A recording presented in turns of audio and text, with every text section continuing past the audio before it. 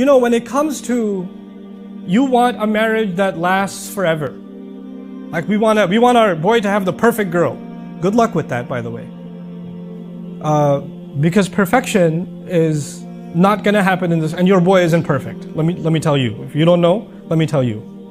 We're all human beings, and human beings have flaws, and sometimes things work, and sometimes things don't work.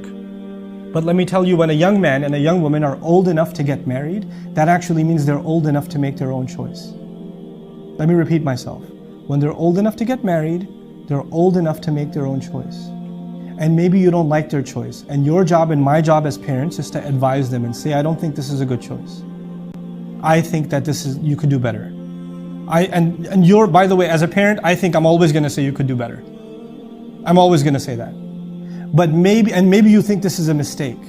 But if your son is 25 years old, your daughter's 30 years old, and she wants to make a mistake, that halal mistake is way better. That halal mistake is way, and maybe things don't work out in 3 years. That's still better.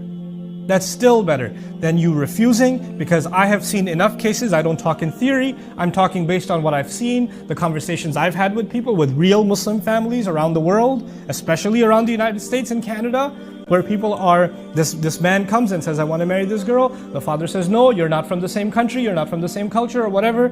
You can't get married to my daughter, or the other way around, but these two are still already emotionally attached, so they're texting each other, talking to each other, hanging out with each other, having dinner with each other. Parents don't know. 5, 6 years go by, they're refusing other proposals. Then the girl is forced to marry somebody else, and she's still talking to the guy.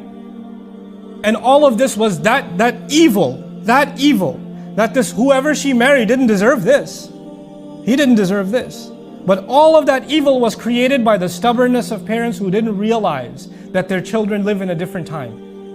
Where allowing marriage first is a bigger priority than anything else.